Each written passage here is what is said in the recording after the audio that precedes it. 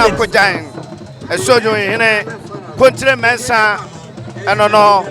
wano enebesi club ya Asante Kotoko Asante Mewra anan emprempren de oya Asantehene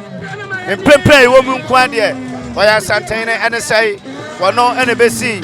club ya Asante Kotoko hene otumfo anan wano anso enaye Asuonwunu ehene Kontire Mensa enono bafo China Kwagyan Asuonwunu ehene ene na waya de pa nyame hira ne pa Kontire Mensa kokrodofo nyansane atwantwam ko na ye twen no ansa ne yakoso kuntum pa ketachie sakatimpo bia ye di akon na wo so mebe bafo di akon na wo sha jama sa wo kobi den cha so kobi ache ma so sa no odimu tenteman obesere konfantesa osansu ko siremu sa obeye sa ehene a wotoso mienu ema asanteman wo be mapa enye asam ketwa bafo mo no yo dasadan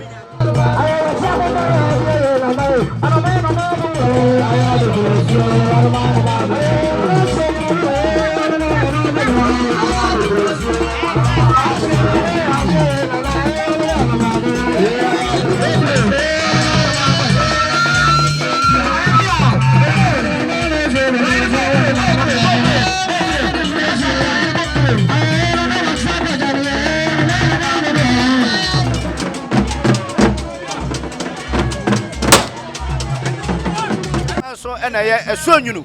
ehene Kontire Mensa enono bafo China Kwagyan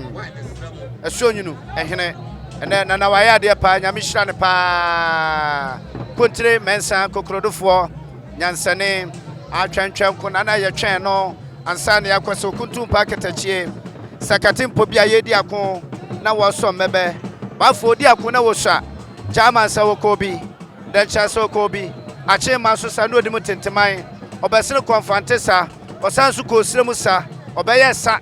ehene a wotoso mienu ema asanteman wo be mapa enye asam ketwa bafo mo no yo dasadan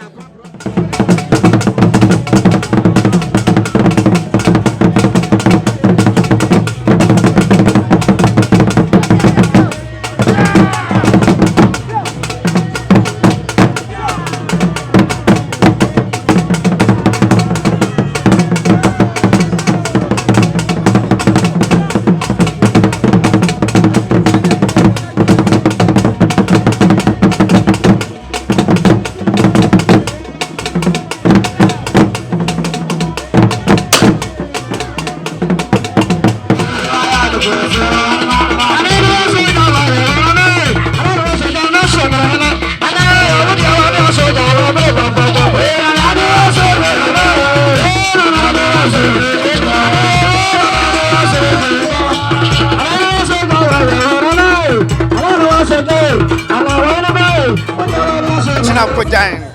Asuonwunhene Kontire Mensa enono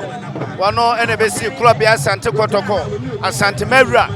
anan emprempren de oya Asantehene ena nayi mare na trada hene wonyina eni abre arewa hwe wonyina so pa e mo nyina hyede nyame hyompe